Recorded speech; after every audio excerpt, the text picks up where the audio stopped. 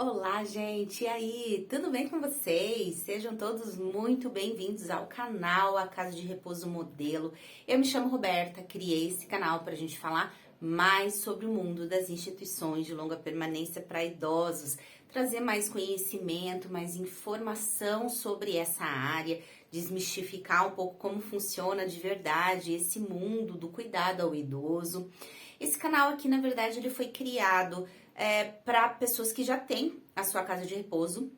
Então, a gente sabe que quem entra nesse mundo, muitas vezes entra bem sem saber o todo, né? Sem ter todo o conhecimento. Então, ao longo aí da trajetória, vão surgindo muitas dúvidas, muitas inseguranças. Então, esse canal foi feito para você. Foi feito também para você que deseja abrir a sua casa de repouso, mas não faz ideia por onde que você deve começar, quais são os primeiros passos, o que você precisa, como funciona de verdade uma instituição, e também voltado para quem tem curiosidade para saber como funciona essa área. Então aqui tem muito conteúdo, muitos vídeos. Se você não é inscrito ainda nesse canal, eu te convido a se inscrever, a deixar aqui sua pergunta, seu comentário. Eu sempre respondo todo mundo, ou respondo por vídeo, ou respondo ali mesmo, digitando para vocês a resposta, tá bom? Se você também não é inscrito lá no meu canal do Instagram, eu te convido a me seguir por lá também. Lá, diferente daqui, tem conteúdo todo dia, formato de post, stories, sempre voltado para essa área das instituições de longa permanência, tá bom? Lá também, a Casa de Repouso Modelo. No vídeo de hoje, na verdade, é uma resposta de uma seguidora, né? Ela perguntou como saber qual é o tamanho ideal da casa para alocar. Então, essa é uma dúvida muito recorrente que chega até mim, né? Como que você vai saber se essa casa que você tá aí olhando, talvez, que você esteja decidindo alugar, é um bom tamanho de casa? Na verdade, para que você saiba e defina o tamanho do imóvel, antes disso, você já tem que ter definido quantos idosos você quer trabalhar, né? Porque, veja bem, o tamanho da casa, ela vai estar totalmente relacionado a quantos idosos você quer atender. Então, se você vai atender 15, é um tamanho. Se você quer atender 30, é quase o dobro desse tamanho, né? Mas aí, como que você sabe qual é o tamanho para atender 15, para atender 12, para atender 20, né? Então, primeiro de tudo, a gente tem que entender que existe uma legislação, que é a RDC 502, que foi a última atualização, né, da legislação para casas de repouso.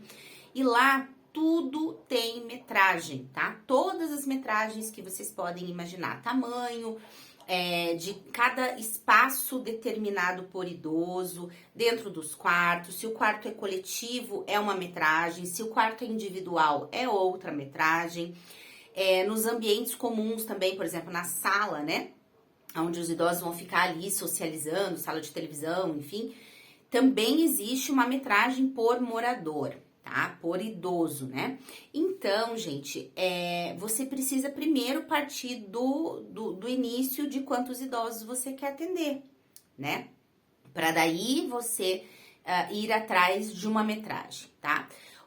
Por exemplo, eu posso citar para vocês terem uma base, entenderem mais ou menos como que funciona, né? Porque assim, quando a vigilância sanitária faz a vistoria ou quando vai para aprovar o projeto de vocês, se vocês vão ter 15 idosos, por exemplo, esses 15 idosos, eles precisam, tá?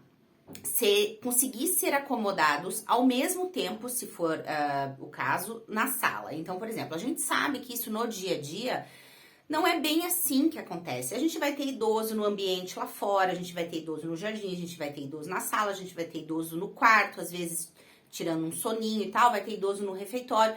A gente é uma casa, então assim, eles não vão estar todos congelados lá, paradinhos, todos no mesmo lugar.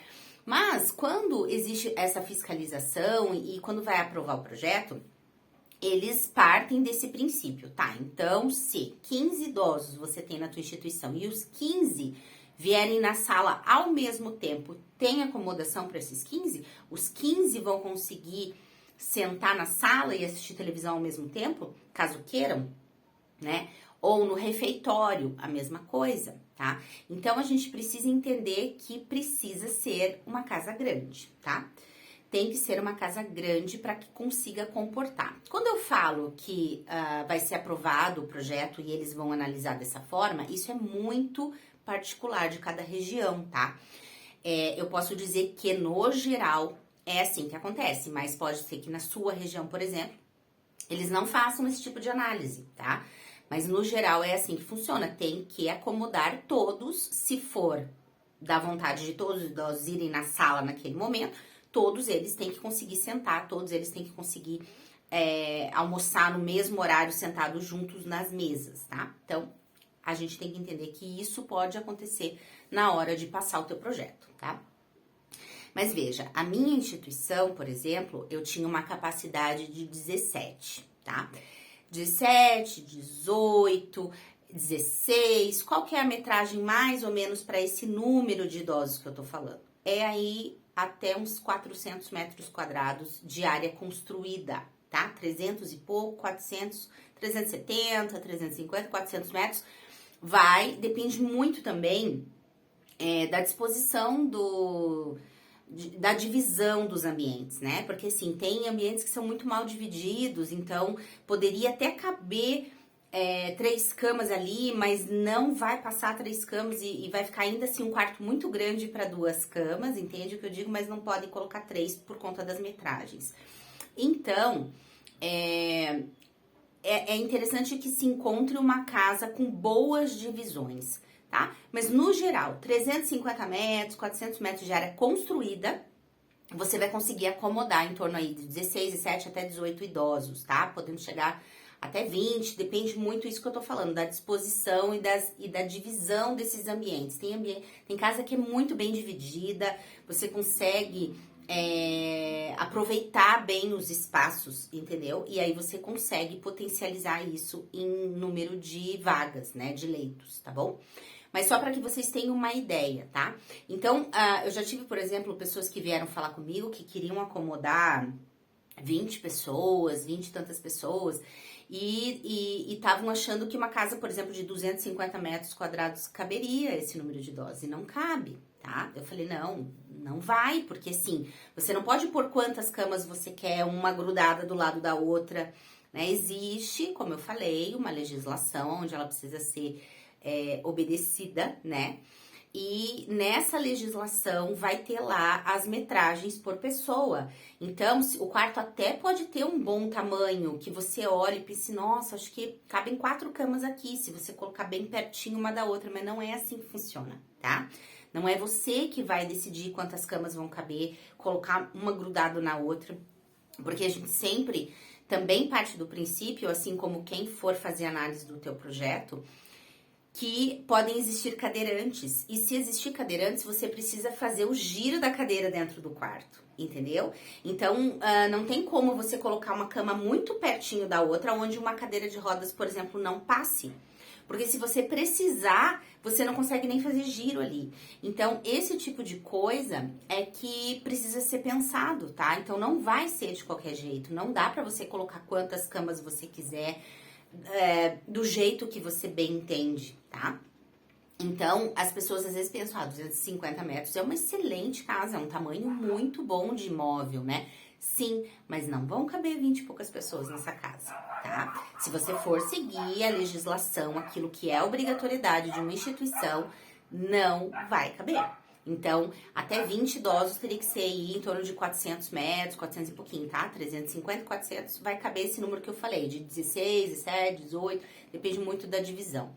E é importante que eu fale isso para que vocês tenham uma base, né? De um ponto de partida, digamos assim. Porque daí, se vocês têm definido que vocês querem atender 15, então vocês sabem que vai ter que ser em torno de 350 metros, mais ou menos, de área construída, né? E aí, o restante do imóvel, ele também vai ser maior ainda, porque você tem que ter...